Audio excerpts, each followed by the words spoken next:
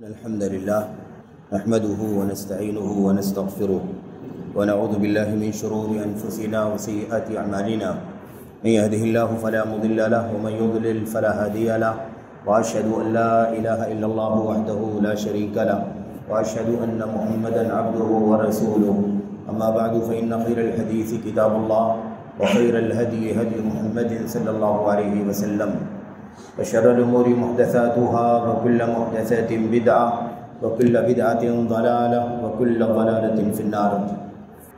أعوذ بالله من الشيطان الرجيم. بسم الله الرحمن الرحيم. وأنكحوا الأيام منكم والصالحين من عبادكم وإمائكم إن يكونوا فقراء يغنهم الله من فضله والله واسع عليم. وقال عز من قائل ولقد أرسلنا رسلا من قبلك وجعلنا لهم أزواجا وذرية. وقال عز من قائل ومن آياته أن خلق لكم من أنفسكم أزواجا لتسكنوا إليها وجعل بينكم مودة ورحمة إن في ذلك لآيات لقوم يتفكرون. وقال النبي صلى الله عليه وسلم إن من يمن المرأة تيسير خطبتها وتيسير صداقها وتيسير رحمها أو كما قال النبي صلى الله عليه وسلم. وقال عليه الصلاة والسلام خير النكاح أيسره. وقال عليه الصلاة والسلام إن أعظم النكاح بركة أيسره مؤونة إلى آخر ما قال الله سبحانه وتعالى وما قاله النبي صلى الله عليه وسلم. برادران اسلام، دینی اور ملی بھائیوں، نوجوان دوستوں، قابل احترام ماؤں اور بہنوں، عزیز بچوں، حاضرین جمعہ، اللہ تبارک و تعالیٰ کی ہماری اور آپ کی زندگی میں بہت ساری نعمتیں ہیں اور بہت ہی زیادہ بڑی بڑی اور عظیم الشان نعمتیں ہیں. ان نعمتوں کا، ان انعامات کا احصاء کرنا، ان کا شمار کرنا انسان کی بس سے باہر ہے. انسان اللہ تبارک و تعالیٰ کی نعمتوں کو نہیں شمار کر سکتا، زندگی کے کسی بھی پہلو کی نعمتوں کو شمار نہیں کر سکتا. خود انسان کی اپنی ذات میں اتنی ساری نعمتیں اللہ تبارک و تعالیٰ نے رکھی ہیں کہ اگر انسان خود اپنی ذات پر غور کرے تو وہ کسی بھی صورت میں اپنی ذات میں، اپنے جسم میں، اپنی جان میں جو نعمتیں اللہ تبارک و تعالیٰ کی عطا ہوئی ہیں ان کا شمار نہیں کر سکتا. وَإِن تَعُدُّوا نِعْمَةَ اللَّهِ لَا تُحْصُوهَا ان الانسان لظلوم کفار. اللہ تبارک و تعالیٰ فرماتا ہے کہ اللہ تبارک و تعالیٰ کی نعمتوں کو اگر تم شمار کرنا چاہو تو شمار نہیں کر سکتے. یقیناً انسان بہت بڑا گنہگار، ظالم اور ناشکرہ ہے اللہ تبارک و تعالیٰ. میرے بھائیوں، میرے بزرگوں، ہماری اور آپ کی زندگیوں میں جو بہت ساری نعمتیں ہیں، ان ساری نعمتوں میں سے ایک بہت ہی زیادہ عظیم الشان نعمت اور انسانی زندگی میں حد درجہ اس کی ضرورت ہے، اس کے بغیر انسان کی زندگی میں راحت نہیں، سکون نہیں. انسانی طبیعت اور فطرت کے جو تقاضے ہیں اس کی تکمیل کا حلال طریقے سے کوئی اور راستہ نہیں. وہ نعمت ہے اللہ تبارک و تعالیٰ کی قرآن کریم کی آیات میں، نبی کریم صلی اللہ علیہ وسلم کی سنتوں میں، حتیٰ کہ انبیاء علیہ السلام اللہ تبارک و تعالیٰ کی رسولوں کے تذکرے کے ساتھ بھی اس نعمت کا ذکر آیا ہوا ہے.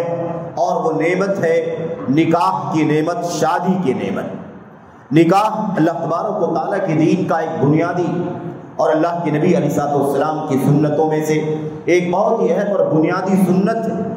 یہ نکاح کی نعمت جو ہے، اس سلسلے میں قرآن کریم کی آیات میں، نبی کریم صلی اللہ علیہ وسلم کی حدیث میں، امت کے صحابہ تابعین کی سیرت میں، ان کی زندگیوں میں، اور جیسا کہ عرض کیا گیا قرآن کریم میں اللہ تبارک و تعالیٰ نے نکاح کا، شادی کا تذکرہ انبیاء علیہ السلام کے ساتھ، رسولوں کے ساتھ فرمایا ہے. اور اللہ تبارک و تعالیٰ نے ہمارے اور آپ کے نبی محمد رسول اللہ صلی اللہ علیہ وسلم سے اس بات کا ذکر کیا ہے کہ اے نبی صلی اللہ علیہ وسلم، ہم نے آپ سے پہلے بہت سارے رسولوں کو بھیجا اور ان سارے رسولوں نے شادیاں کی تھیں، ان کے پاس بیویاں تھیں، انہوں نے نکاح کیے تھے اور ان کی ذریت اور ان کے خاندان موجود تھے. یہ اللہ تبارک و تعالیٰ ہمارے اور آپ کے نبی محمد صلی اللہ علیہ وسلم کو مخاطب کر کے فرماتا ہے وَلَقَدْ أَرْسَلْنَا رُسُولًا مِّن قَبْلِكَ، یقیناً ہم نے آپ سے پہلے بہت سارے رسولوں کو بھیجا۔ میرے بھائی، اللہ تبارک و تعالیٰ نے رسولا من قبلک، آپ سے پہلے بہت سارے رسولوں کو بھیجا، اور ان رسولوں کا معاملہ کیا تھا؟ ازواجا وجعلنا لهم ازواجا وذریہ، اور ہم نے ان کی بیویاں بنائی تھیں اور ذریت یعنی خاندان، بال بچے۔ میرے بھائیوں، یہ بہت بڑی نعمت ہے اللہ تبارک و تعالیٰ کی۔ آپ اندازہ لگائیں کہ ہماری اور آپ کی جو فطرت ہے، ہماری اور آپ کی جو ساخت اور بناوٹ ہے، ہماری اور آپ کی جو تخلیق رب ذوالجلال نے فرمائی ہے، اس کا جو مزاج ہے، اس کی جو طبیعت ہے، وہ کچھ اس انداز کی ہے کہ ہم فطری طور پر شادی کے، میرے بھائیوں، محتاج ہیں، شادی کی ضرورت محسوس کرتے ہیں، خواہ وہ مرد ہو یا خاتون ہو، ایک جوان بچہ ہو یا جوان بچی ہو۔ ایک عمر کے بعد جو جوانی کی دہلیز پر ایک بچہ یا بچی جب پہنچے تو اس کی فطرت کے اندر یہ چیز ہے میرے بھائیوں کہ وہ اب شہوت اس کی زندگی میں اور اس کے وجود میں اللہ تبارک و تعالیٰ ڈال دیتا ہے، اور اب اس شہوت کو اگر حلال راستوں سے، قرآن کریم کی تعلیمات کے راستوں سے، سنت رسول صلی اللہ علیہ وسلم کی روشنی میں اگر انسان اس شہوت کا، میرے بھائیوں، حل نہ نکالے تو پھر لازمی بات ہے کہ انسان حرام کے راستے پر جائے گا اور شیطانی لعین اس کے لیے حرام راستے کھول دے گا۔ اس سلسلے میں بہت زیادہ جو تفصیلات ہیں اس میں تو ہمیں نہیں جانا ہے، لیکن ہمیں صرف اور صرف چند پہلوؤں پر نکاح کے حوالے سے غور کرنا ہے۔ میرے بھائیوں، یہ جو حالات ہیں اس وقت اللہ تبارک و تعالیٰ کے فضل و کرم سے اس وقت ہمارے سماج میں، ہمارے معاشرے میں نکاحوں کا بھی ایک سلسلہ، اس وقت نکاحوں کی تاریخیں ہیں اور کثرت سے نکاحوں کے پروگرام طے کیے گئے ہیں، نکاح ہو رہے ہیں، اس لیے مناسب یہ سمجھا گیا کہ اپنی ذات کو نصیحت کرنے کے لیے، اپنے بھائیوں تک اللہ کا پیغام اور اللہ کے نبی علیہ السلام کی سنت کا پیغام پہنچانے کے لیے اپنی بہنوں کو، اپنے جوان بھائیوں کو، عزیزوں کو، ہماری اپنی بہنوں کو اللہ تبارک و تعالیٰ کا، اللہ کے نبی کا پیغام پہنچانے کے لیے چند باتیں بطور یاد دہانی عرض کر دی جائیں اور اللہ سے دعا کی جائے کہ اللہ تبارک و تعالیٰ اس نعمت کو ہمیں اسی طرح سے استعمال کرنے کی توفیق عطا فرمائے، اسی طرح سے انجام دینے کی توفیق عطا فرمائے، اسی طرح سے پائے تکمیل تک پہنچانے کی توفیق عطا فرمائے کہ یہ نعمت رہے، یہ نعمت اللہ تبارک و تعالیٰ کی طرف سے میرے بھائیوں نعمت کی شکل میں ہماری زندگی میں رہے۔ جب نکاح ہو تب بھی، نکاح کے بعد کی زندگی میں بھی، جب تک ہم زندگی گزاریں ایک نعمت کے ساتھ زندگی گزاریں، زندگی کا سکون ہو، زندگی کی راحت ہو، زندگی کا امن ہو، اور ایک انسان میرے بھائیوں اس ازدواجی زندگی قرآن کی روشنی میں، اس ازدواجی زندگی سنت کی روشنی میں گزارے اور امن اور راحت کے ساتھ، ذہنی سکون کے ساتھ، دل کے اطمینان کے ساتھ اور اللہ تبارک و تعالیٰ کی رضا کے ساتھ، اللہ تبارک و تعالیٰ کی طرف سے نعمتیں اور خیر کے ساتھ، تقوی کے ساتھ، بھلائی کے ساتھ زندگی گزارے۔ اس کی زندگی میں کوئی الجھن نہ آئے، اس کی زندگی میں کوئی اللہ تبارک و تعالیٰ کی طرف سے عذاب نہ آئے، کوئی مشقت نہ آئے، کوئی دشواری اور بے چینی پیدا نہ ہو۔ اللہ تبارک و تعالیٰ ہمیں اور آپ کو اس کی توفیق عطا فرمائے۔ میرے بھائیوں، ام المومنین عائشہ صدیقہ رضی اللہ تعالیٰ عنہا کی اس حدیث کو صرف آپ یاد کریں، اس کا مضمون بھی آپ کے سامنے بیان نہیں کرنا ہے، اشارہ یہ کرنا ہے کہ ام المومنین عائشہ صدیقہ رضی اللہ تعالیٰ عنہا نے زمانے جاہلیت کے نکاحوں کا تذکرہ کیا تھا اپنی حدیث کے اندر۔ اب زمانے جاہلیت میں کیسے کیسے نکاح کے طریقے چل رہے تھے، وہ حقیقت میں زناکاریاں تھیں، بدکاریاں تھیں، فحش کام تھے وہ جسے جاہلیت کے لوگوں نے میرے بھائیوں اپنی شہوت پوری کرنے کا ذریعہ بنا رکھا تھا۔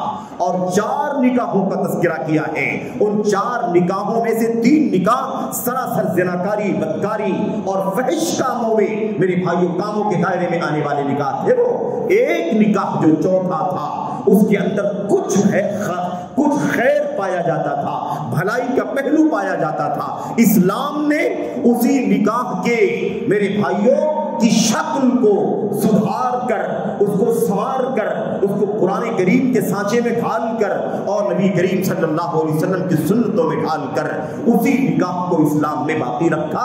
بقیہ نکاح کی تمام شکلوں کو جو زمانے جاہلیت میں چلتے تھے ان سب کو حرام قرار دیا۔ یاد رکھیں نکاح اللہ تبارک و تعالیٰ کی طرف سے اگر نعمت ہے تو نعمت اس لیے ہے کہ اس کے بغیر انسان میرے بھائیوں امن کی راحت کی حلال زندگی نہیں گزار سکتا. حلال راستے سے شہوت پوری کرنے کا، انسانی زندگی کے تقاضوں کی تکمیل کا فطری طریقے سے میرے بھائیوں ایک ہی راستہ ہے، وہ ہے نکاح. قرآن کریم کی آیتوں میں، اللہ کے نبی صلی اللہ علیہ وسلم کی حدیثوں میں بہت ساری تفصیلات ہیں. چند باتیں آپ کے سامنے عرض کرنا ہے. ہم نے 2-3 آیتیں آپ کے سامنے پڑھی ہیں اور نبی کریم صلی اللہ علیہ وسلم کی 1-2 حدیثیں پڑھی ہیں، اور ایسی بہت ساری آیتیں حدیثیں اس گفتگو کے ذمن میں آپ کے سامنے آ سکتی ہے. اللہ سے دعا کرتے ہیں کہ اللہ تبارک و تعالیٰ ہمیں اور آپ کو نکاح کے اس فضا میں، نکاح کے اس ماحول میں، اسلامی سماج میں رہنے بسنے والے ہم مسلمان اور خاص طور پر اہل الحدیث کو میرے بھائیوں نبی کریم صلی اللہ علیہ وسلم کی حدیثوں کو، سنتوں کو گلے لگانے کی توفیق عطا فرمائے. ایک نکتہ یاد رکھیں، اہل حدیثیت صرف اور صرف عقیدے کی اصلاح کا نام نہیں ہے. اہل حدیثیت صرف اور صرف توحید کا نام نہیں ہے. اہل حدیثیت صرف اور صرف سنت کا نام نہیں ہے. بدعات سے اجتناب کرنے کا نام نہیں ہے. اہل حدیثیت وہ دین اسلام کی راہ ہے، وہ دین اسلام کا خلاصہ اور نچوڑ ہے، سچا جو قرآن کریم میں اترا ہے اور محمد رسول اللہ صلی اللہ علیہ وسلم کی سنت کے اندر ڈھلا ہوا ہے. اور عملی طور پر نبی کریم صلی اللہ علیہ وسلم نے، رات کے صحابہ کرام نے، تابعین نے، امت کے ائمہ محدثین نے اور سارے لوگوں نے جو اس نقش قدم پر چلتے رہے اس کا نمونہ پیش کیا ہے. اس پوری تفصیلات کا نام ہے منہج اہل حدیث. اہل حدیثیت کے اندر عمل بھی ہے، اس کے اندر سلوک بھی ہے، اس کے اندر معاملات بھی ہیں، اس کے اندر کاروبار بھی ہے، اس کے اندر لین دین بھی ہے، اس کے اندر بزنس بھی ہے، اس کے اندر نکاح طلاق بھی ہے، اس کے اندر میرے بھائیوں اخلاق بھی ہے، اس کے اندر سیاست بھی ہے، اس کے اندر کھانا پینا، اٹھنا بیٹھنا، سونا جاگنا، گفتگو اور تمام تر آداب بھی اہل حدیثیت کے اندر شامل ہیں. ایسا نہ ہو کہ کہیں ہم اور آپ حالات سے مجبور ہو جائیں، حالات کے بہکاوے میں آ جائیں اور ہماری اہل حدیثیت صرف اور صرف توحید تک اور سنت تک باقی رہ جائے. ہماری زندگیوں کے اور جو دوسرے پہلو ہیں ایسا نہ ہو کہ کہیں ہم آزاد ہو جائیں. میرے بھائیوں ہمیں حالات مجبور کر دیتے ہیں، سماج کا دباؤ آ جاتا ہے، کلچر کا دباؤ آ جاتا ہے، اور جس طرح کا ماحول چلتا ہے اسی طرح کے ماحول میں کہیں نہ کہیں ہمیں بہت ساری چیزوں میں مجبور ہو جانے کی نوبت آ جاتی ہے. اللہ سے دعا کریں کہ اللہ تبارک و تعالی ہمیں اور آپ کو نازک سے نازک حالات میں، فتنوں کے حالات میں، آزمائشوں کے حالات میں، مادیت کے حالات میں اور میرے بھائیوں فحاشی بے حیائی کے اس ماحول میں سنت کو گلے لگانے کی توفیق عطا فرمائے. نکاح کا وہ طریقہ جو قرآن میں ہے، نکاح کا وہ طریقہ جو سنت میں ہے، نکاح کا وہ طریقہ جو نبی کریم صلی اللہ علیہ وسلم نے اپنے نکاحوں میں برتا ہے، نکاح کا وہ طریقہ جو نبی کریم صلی اللہ علیہ وسلم نے اپنی بیٹیوں کی نکاحوں میں برتا ہے، نکاح کا وہ طریقہ جو امت کے صحابہ کرام نے اپنی نکاحوں میں برتا ہے، جس کی تفصیلات قرآن کے اندر، حدیثوں کے اندر اور امت کے سلف صحابہ کرام کی سیرت کے اندر موجود ہے. اللہ تبارک و تعالی ہم اہل الحدیث ہیں، اللہ کے فضل و کرم سے ہماری ذمہ داری ہے کہ ہم تلاش کریں کہ حدیث کہاں ہے، سنت کہاں ہے، عمل کہاں ہے نبی کریم صلی اللہ علیہ وسلم کا، قول کہاں ہے نبی کریم صلی اللہ علیہ وسلم کا. ہمیں اس کی تلاش ہر موقع پر کرنی ہے، ہر موقع پر کرنی ہے میرے بھائیوں. اس لیے ہماری اور آپ کی ذمہ داری ہے کہ ہم اس نکاح کے مسئلے میں بھی میرے بھائیوں ہرگز اپنی منمانی پر نہ چلیں، دیکھا دیکھی کے پیچھے نہ چل پڑیں، یا کسی طرح کے حالات کے دباؤ میں نہ آ جائیں، یا بھول نہ جائیں، غفلت کا شکار نہ ہو جائیں. اللہ تبارک و تعالی ہمیں پورے طور پر دین اسلام میں داخل ہونے کی توفیق عطا فرمائیں. یا ایھا الذین آمنوا ادخلوا فی السلم کافہ، اے ایمان والو پورے کے پورے اسلام میں داخل ہو جاؤ. اے ایمان والو پورے کے پورے اسلام میں داخل ہو جاؤ. اسلام توحید سے شروع ہو کر کے ادنا سے ادنا اخلاق، ادنا سے ادنا نیکی تک کو شامل ہے. اللہ تبارک و تعالی ہمیں اس کی توفیق عطا فرمائے. قرآن کریم کی آیتوں میں اللہ تبارک و تعالی کا ارشاد ہے، اللہ تبارک و تعالی فرماتا ہے وَمِنْ آيَاتِهِ أَنْ خَلَقَ لَكُم مِّنْ أَنفُسِكُمْ أَزْوَاجًا لِتَسْكُنُوا إِلَيْهَا وَجَعَلَ بَيْنَكُم مَّوَدَّةً وَرَحْمَةً. اللہ فرماتا ہے اللہ کی نشانیوں میں سے، اللہ کی نعمتوں میں سے، اللہ تبارک و تعالی کی آیات میں سے ایک نشانی، ایک آیت اور ایک نعمت یہ بھی ہے ان خلق لکم من انفسکم ازواجا، کہ اللہ تبارک و تعالی نے تمہاری ہی نفس کا، تمہاری ہی جنس کا، تمہاری ہی طبیعت کا، تمہاری ہی فطرت کا، یعنی تم انسان ہو تو انسانوں میں سے تمہارا جوڑا بنایا ہے، تمہارا جوڑا بنایا ہے لتسکنوا الیہا تاکہ تم اسے قریب ہو کر کے سکون حاصل کرو وجعل بینکم مودۃ ورحمہ اور اللہ تبارک و تعالی نے تمہارے درمیان محبت پیدا کر دی ہے رحمت اور شفقت کا جذبہ تمہارے دلوں میں ڈال دیا ہے ان فی ذلک الآیات لقوم یتفکرون یہ نشانیاں جو بہت ساری نشانیاں ہیں ان میں سے یہ نشانی بھی ہے اللہ تبارک و تعالیٰ فرماتا ہے اس کے اندر عبرت ہے نصیحت ہے ان لوگوں کے لیے جو غور کرنے والے ہیں جو غور کریں اللہ کے کلام میں نکاح کا تذکرہ کیوں ہے اللہ کے نبی کی سنت میں نکاح کا تذکرہ کیوں ہے انبیاء نے نکاح کیوں کیے رسولوں نے نکاح کیوں کیے ان فی ذلک لآیات لقوم یتفکرون جو لوگ غور کرنے والے ہیں سوچنے والے ہیں اپنے ذہن کو اللہ کی کتاب اللہ کے نبی کی سنتوں پر ڈالنے والے ہیں ان کے لیے واقعی عبرت ہے نصیحت ہے اس مسئلے کے اندر کیا آپ سوچئے اجنبی ہے معاملہ لیکن اللہ تبارک و تعالیٰ نکاح کے ذریعے سے جو محبت پیدا کرتا ہے اس محبت کی کوئی مثال دنیا کے اندر نہیں ہے میرے بھائیوں اسی لیے نبی کریم صلی اللہ علیہ وسلم سے اس طرح کی باتیں بھی مروی ہیں کہ نکاح سے زیادہ کوئی اور رشتہ نہیں ہے جس کے ذریعے سے محبت اتنی پائیدار ہو سکتی ہو جتنی پائیدار نکاح کے ذریعے سے محبت وجود میں آتی ہے میرے بھائیوں میرے بزرگوں ہمیں اس وقت نکاح کی تفصیلات میں نہیں جانا ہے اللہ تبارک و تعالیٰ قرآن کریم کے اندر ارشاد فرماتا ہے اللہ تبارک و تعالیٰ فرماتا ہے میرے بھائیوں اچھا تفصیلات میں اللہ کے نبی علیہ السلام کی حدیثوں پر غور کر لیتے ہیں اللہ کے نبی علیہ السلام نے فرمایا اور 2-3 حدیثوں کو خاص طور پر آپ کے سامنے پیش کرنا ہے 2-3 حدیثیں خاص طور پر اور اسی نقطے پر ہمیں آپ کے سامنے بات کرنی ہے میرے بھائیوں نکاح سنت ہے جو میری سنت سے اعراض کرے گا اس کا مجھ سے کوئی تعلق نہیں ہے بار بار ہم یہ حدیثیں سنتے ہیں النکاح من سنتی النکاح من سنتی اور اللہ کے نبی نے صحیح بخاری کی روایت میں فرمایا وَأَتَزَوَّجُ النِّسَاءَ اور میں عورتوں سے نکاح کرتا ہوں فمن رغب عن سنتی فلیس منی اس لیے جو میری سنت سے منہ موڑے گا اس کا مجھ سے کوئی تعلق نہیں ہے ایک بات تو یہ ہے میرے بھائیوں کہ نکاح کرو جوانوں کو چاہیے کہ جلد سے جلد نکاح کریں جوان بچیوں کو چاہیے ان کے سرپرستوں کو چاہیے کہ جلد سے جلد اپنی بچیوں کا نکاح کریں بالغ ہونے کے ساتھ رشتے کی تلاش کریں ایسا نہ ہو کہ نکاح کا وقت آ جانے کے بعد اس میں تاخیر کی جائے اور فتنوں کا حملہ الگ سے ہے شیطان کا فتنہ الگ سے ہے میڈیا کا فتنہ الگ سے ہے فحاشی کا بے حیائی کا فتنہ الگ سے ہے اور میرے بھائیوں جو سماج کا عالم ہے جو سماج کا حال ہے میرے بھائیوں اس کا فتنہ الگ سے ہے ان سارے فتنوں میں بڑا خطرہ ہے آبرو کے اوپر بڑا خطرہ ہے عزت کے اوپر بڑا خطرہ ہے ناموس کے اوپر فتنہ کتنا بڑھ چکا ہے حالات ایسے ہیں کہ جب اسے پڑھا بیان کیا جائے تو سر شرم سے جھک جاتا ہے ہماری اپنی بچیاں ایسا عالم ہو چکا ہے آج ہمارے سماج کا ہماری اپنی بچیاں ہماری اپنی بیٹیاں مسلم قوم کی بیٹیاں میرے بھائیوں مسلم سماج کی بیٹیاں غیروں کے ساتھ رشتہ نبھانے شروع کر رہی ہیں نہ جانے کس کس کے ساتھ ان کے تعلقات قائم ہو جا رہے ہیں میرے بھائیوں کورٹ سے نکاح کیے جا رہے ہیں ماں باپ سے بغاوت اسلام سے بغاوت اللہ تبارک و تعالیٰ کے دین سے بغاوت نبی کریم صلی اللہ علیہ وسلم کی سنت سے بغاوت آبرو کی پرواہ نہیں ہے عزت کی پرواہ نہیں ہے دین کی عقیدے کی پرواہ نہیں ہے کتنے واقعات صبح شام سننے دیکھنے میں آتے ہیں حتیٰ کہ میرے بھائیوں کورٹ میں ہونے والے میرجوں کی تفصیلات بھی ہمارے سامنے آتی ہیں دیکھو کتنے کتنی مسلم بچیاں مسلم خواتین غیر مسلموں کے ساتھ میرے بھائیوں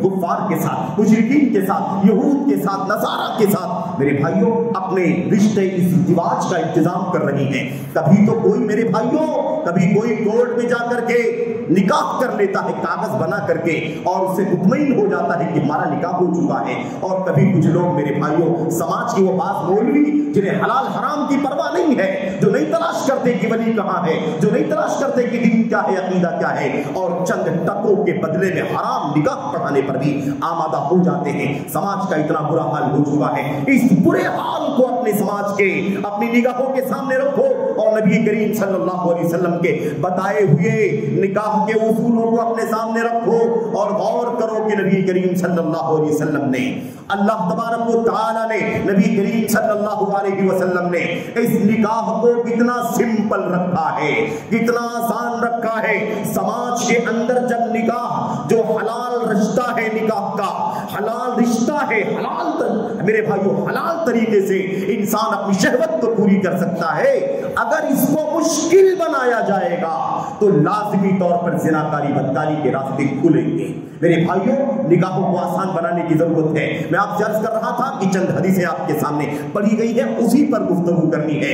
اللہ کے نبی محمد رسول اللہ صلی اللہ علیہ وسلم نے اما عائشہ روایت کرتی ہیں، آپ علیہ السلام نے فرمایا ان من یمن المرأۃ تیسیر خطبتها و تیسیر صداقها و تیسیر رحمها، مسند احمد بن حنبل اور دیگر کتابوں کی صحیح روایت۔ اللہ کے نبی صلی اللہ علیہ وسلم نے فرمایا، اما عائشہ کہتی ہے عورت کی برکت کا، عورت کے بابرکت ہونے کی نشانی، عورت کے بابرکت کے ہونے کی نشانی یہ ہے، علامت یہ ہے تیسیر خطبتها، اس کے پیغام کو آسان کیا جائے، اس کی مگنی کو آسان کیا جائے، وہ تیسیر صداقها، اور اس کے مہر کو آسان کیا جائے، وہ تیسیر رحمها، اور اس کے رحم کو آسان کیا جائے۔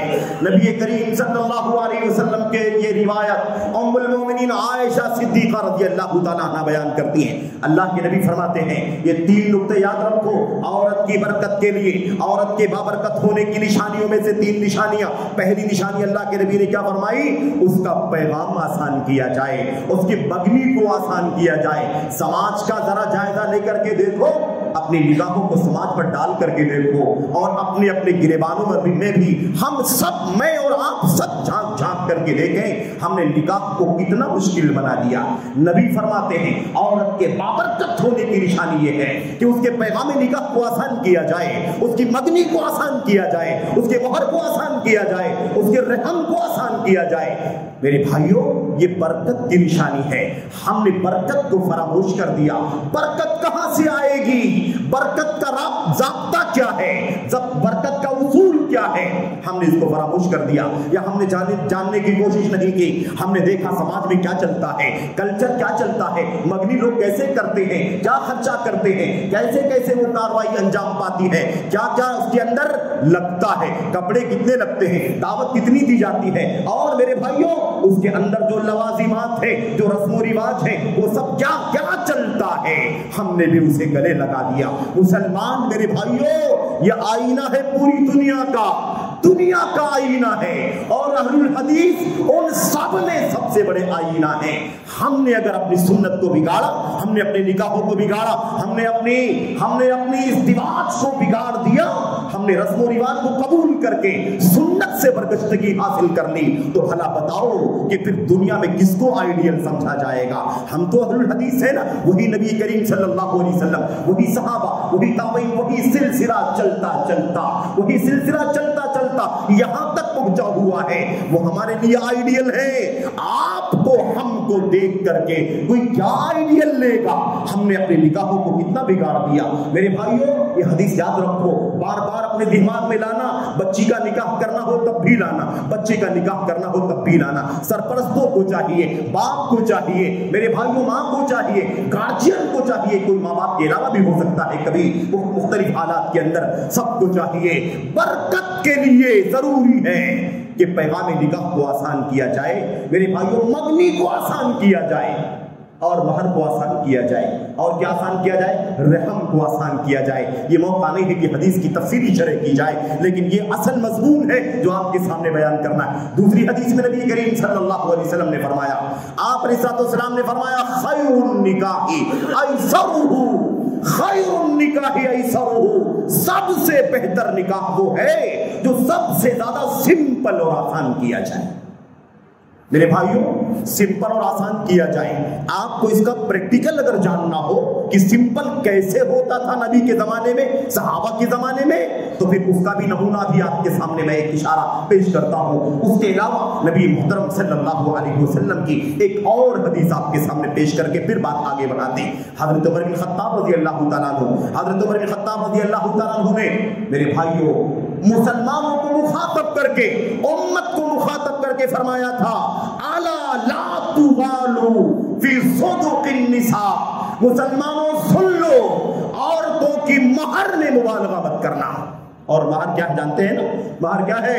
مہر وہ ہے، مہر وہ رقم ہے یا وہ میرے بھائیوں وہ ادائیگی ہے جس ادائیگی کے ذریعے سے ایک حرام کو حلال کیا جاتا ہے، ایک حرام کو حلال کیا جاتا ہے۔ وہ خاتون، وہ لڑکی جس سے نکاح ہمارا ہو رہا ہے، ہمارے اس کے درمیان رشتہ حرام ہے کہ نہیں حرام ہے؟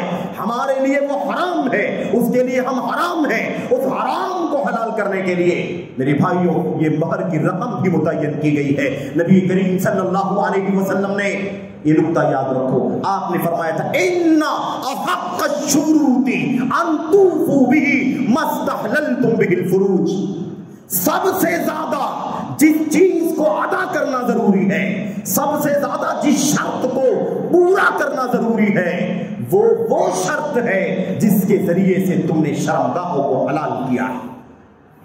مہر کی رقم سب سے زیادہ ضروری ہے ادا کرنا، احق الشروط ان توفوا به، جس کو پورا کرنا سب سے زیادہ حقدار ہے۔ وہ کیا ہے؟ جس کے ذریعے سے شرمگاہوں کو حلال کیا گیا، نکاح۔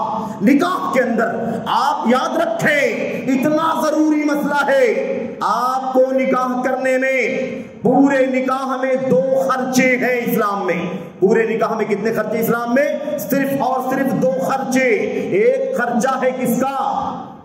اب دماغوں میں ذہنوں میں مہر مگنی آ رہی ہوگی، فلاں آ رہا ہوگا، فلاں آ رہا ہوگا، اس کا تو کوئی لینا دینا نہیں ہے اسلام سے۔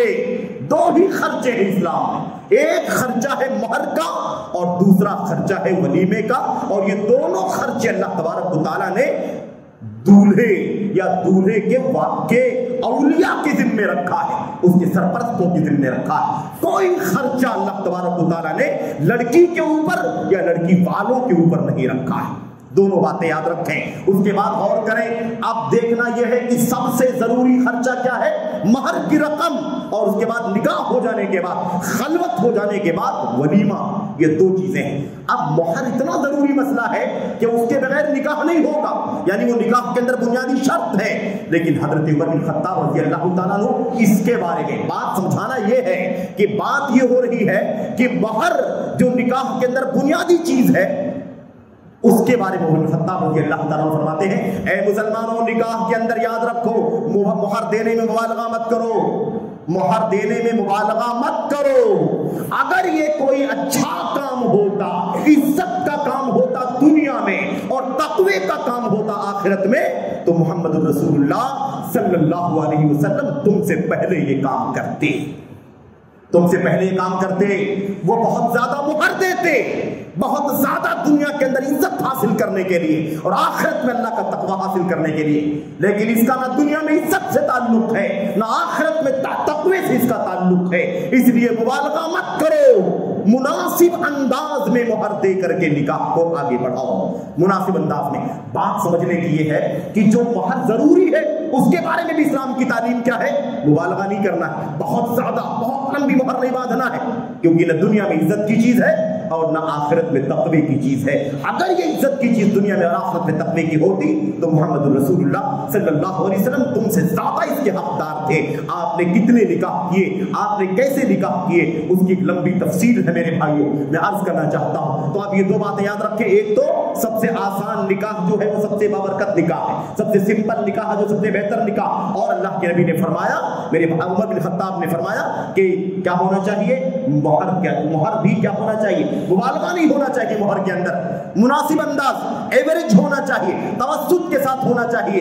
اس انداز سے عمر بن خطاب رضی اللہ تعالیٰ عنہ نے مسئلہ سمجھایا۔ اب آپ اگر اس کو پریکٹیکل میں دیکھنا چاہیں، نکاح سب سے سمپل کیسے ہو سکتا ہے، نکاح سب سے زیادہ بابرکت کیسے ہو سکتا ہے، نکاح سب سے زیادہ آسان کیسے ہو سکتا ہے، تو حضرت سہل بن سعد الساعدی رضی اللہ تعالیٰ عنہ کا واقعہ، میرے بھائیوں سہل بن سعد رضی اللہ تعالیٰ عنہ نبی کریم صلی اللہ علیہ وسلم کے پاس موجود ہیں، آپ کے پاس صحابہ کرام کی ایک تعداد موجود ہے۔ ایک خاتون آتی ہے اسی مجلس کے اندر، روایت بخاری کے اندر اور دیگر کتابوں کے اندر بھی ایک خاتون آتی ہے، وہ کہتی ہے اللہ کے نبی صلی اللہ علیہ وسلم میں نے اپنے آپ کو آپ کے حوالے کر دیا، انی وہبت نفسی لکا، اے اللہ کے نبی میں اپنے آپ کو ہبہ کرتی ہوں، آپ کو گفٹ میں دیتی ہوں۔ اور آپ جانتے ہیں کہ نبی کریم صلی اللہ علیہ وسلم کی خصوصیت ہے کہ اگر کوئی خاتون اپنے آپ کو پیش کرے کہ آپ نکاح کر لیں تو آپ کو نکاح کرنے کے لیے کوئی رکاوٹ نہیں ہے، نہ کوئی ولی چاہیے، نہ کوئی گواہ چاہیے، نہ کوئی سرپرست چاہیے، کوئی شرط نہیں ہے، بس آپ تسلیم کر لیں،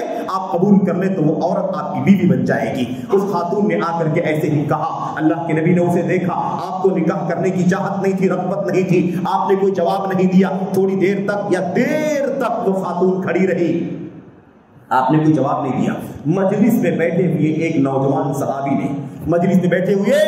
نوجوان صحابی نے کہا، اے اللہ کے نبی صلی اللہ علیہ وسلم، زوجنیہا ان لم تکن لک بہا حاجہ، اے اللہ کے نبی صلی اللہ علیہ وسلم، اگر آپ کو اس خاتون سے نکاح کرنے کی ضرورت نہیں ہے، چاہت نہیں ہے، حاجت نہیں ہے، تو میرا نکاح اس سے کروا دیجئے، آپ میرا اس سے نکاح کروا دیجئے۔ نبی کریم قربان جائیے اس نبی پر جو امت کے لیے رحمت للعالمین بن کر آیا تھا، امت کے لیے شفقت کا اور میرے بھائیوں مہربانی کا پیغام لے کر کے آیا تھا۔ نبی کریم صلی اللہ علیہ وسلم نے اس نوجوان کے مطالبے کے بعد آپ نے کوئی بات نہیں کی، آپ نے جو زبان کھولا تو کیا پوچھا، تمہارے پاس مہر میں دینے کے لیے کچھ ہے تو لے آؤ۔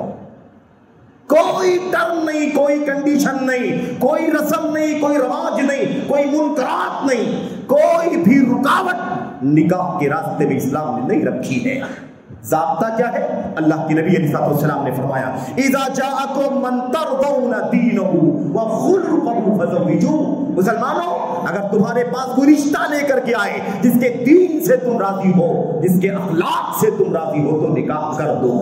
دیندار تلاش کرو، اخلاق والا تلاش کرو، دوسری شرطیں مت لگاؤ، پہلے دین اور اخلاق کی شرط لگاؤ، دین اور اخلاق کے بعد اگر دوسری شرطیں ملتی ہیں تو الحمدللہ، اگر نہ ملے تو دین اور اخلاق آ جانے کے بعد اسے ڈیلے مت کرو۔ اللہ کے نبی نے فرمایا، الا تفعلوا، اگر تم ایسا نہیں کرو گے دین اور اخلاق کی بنیاد پر بھی تم پیچھے ڈال دو گے، ٹھکرا دو گے، انکار کر دو گے نکاح کو، اللہ کے نبی نے فرمایا تکن فتنۃ فی الارض وفساد عریض، تو دنیا کے اندر روئے زمین میں بہت بڑا فساد پھیل جائے گا، زناکاری، بدکاری، فحاشی اور دنیا کی ساری برائیاں سماج کے اندر جنم لیں گی۔ اس لیے تمہیں چاہیے کہ تم کیا کرو، دیندار اخلاق والا تلاش کرو۔ جب تمہارے پاس دین والا آ جائے، اخلاق والا آ جائے، توحید والا، سنت والا، نماز کی فرائض کی پابندی کرنے والا اور اخلاق مند آ جائے، تو تمہیں چاہیے کہ تم نکاح کر دو۔ فزوجوہ، تو تم نکاح کر دو، نہ انکار کرو، نہ ٹھکراؤ۔ اگر تم ایسا نہیں کرو گے، اس کو پیچھے ڈال کر کے دوسری کنڈیشن کو آگے لاؤ گے، دین کو پیچھے ڈالو گے، اخلاق کو پیچھے ڈالو گے، روئے زمین میں فساد پھیلے گا، زناکاری، بدکاری، فحاشی کا ماحول گرم ہو جائے گا۔ دیکھو دنیا کے حالات کیسے ہیں، ارتداد کی لہر چل رہی ہے، لڑکیاں مسلمانوں کی غیروں کے ساتھ جا رہی ہیں۔ صرف نکاح میرے بھائیوں بغیر ولی کے نکاح جو حرام ہے، صرف یہ حرام نہیں ہو رہا ہے بلکہ یہ رشتے غیر مسلموں کے ساتھ ہو رہے ہیں، دین بھی جا رہا ہے، مرتد ہو رہی ہے لڑکیاں، ارتداد کی فضا بنائی جا رہی ہے۔ میرے بھائیوں، میرے بزرگوں، اس لیے سمجھنے کی ضرورت ہے۔ میں آپ یہ کہہ رہا تھا، نبی کریم صلی اللہ علیہ وسلم نے فرمایا تمہارے پاس مہر میں دینے کے لیے کچھ ہے؟ وہ غریب نوجوان تھا، فقیر محتاج نوجوان تھا، اس نے کہا اللہ کے نبی ما عندی الا ازاری ھذا، اے اللہ کے نبی میرے پاس میری اس چادر کے سوا میرے پاس کچھ نہیں، میرے پاس چادر کے سوا کچھ نہیں ہے، جھوپڑی ہے اور اس چادر کے سوا کچھ نہیں ہے۔ اللہ کے نبی نے فرمایا نہیں، جاؤ تلاش کرو، اگر کچھ بھی مل جائے جس کو مالیت بنایا جا سکتا ہو، روپے پیسے کی شکل میں ڈھالا جا سکتا ہو تو اسے لے آؤ، اگر کچھ نہ ملے تو لوہے کی انگوٹھی ملے تو وہی لے آؤ۔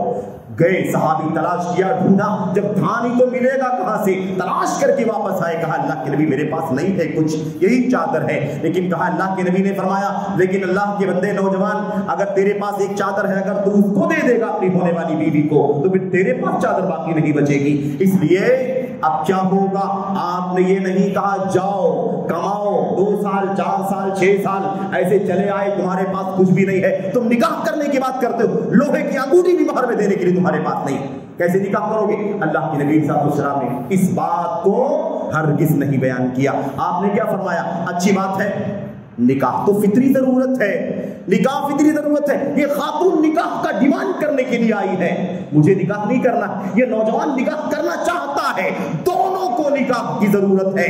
اگر یہ ضرورت حلال راستے سے نکاح کے ذریعے سے پوری نہ کی گئی تو خطرہ ہے زناکاری کا، بدکاری کا، فحاشی کا. آپ نے اس مسئلے کو آسان کیا، سمپل نکاح. اللہ کے نبی نے فرمایا اچھا یہ بتاؤ تمہیں کیا قرآن کریم کی کچھ صورتیں یاد ہیں؟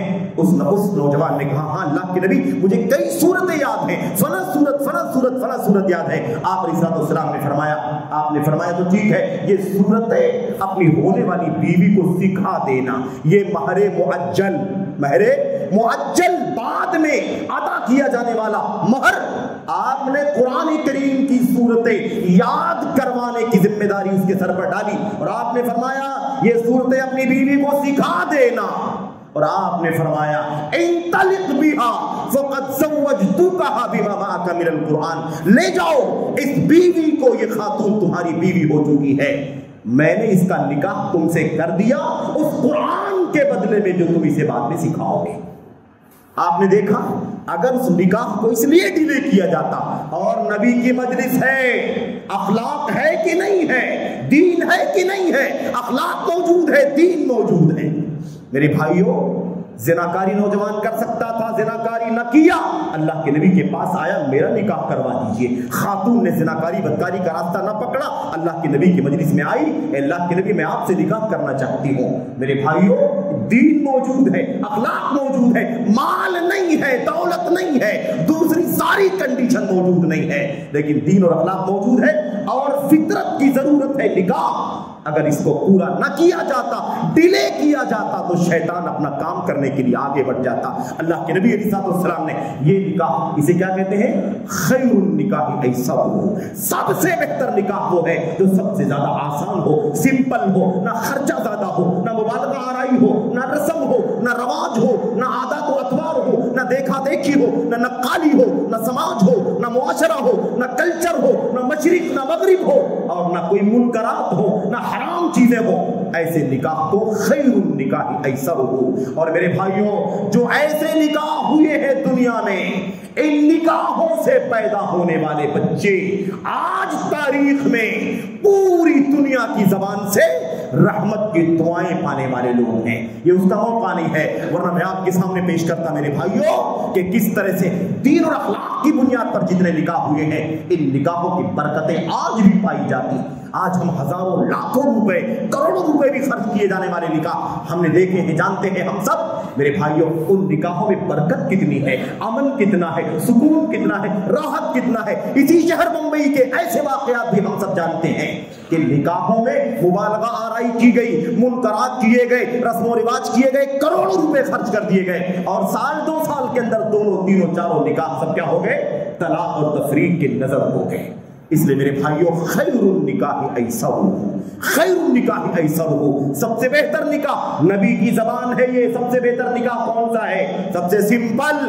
اور ایک بات آخری عرض کرنا چاہتا ہوں اور پھر بات ختم کر رہا ہوں. بات یہ ہے میرے بھائیوں کہ ہم اس پر نہ جائیں کہ میری حیثیت کتنی ہے، میں کیا کر سکتا ہوں، وہ نہیں کر سکتا، نہیں کر سکتا، میں تو کر سکتا ہوں. مجھے اللہ نے یہ دیا، مجھے اللہ نے اتنی وسعت دی ہے، کشادگی دی ہے، خوشحالی عطا فرمائی ہے، اس لیے میں اپنی خوشحالی کے اعتبار سے جو چاہوں کروں.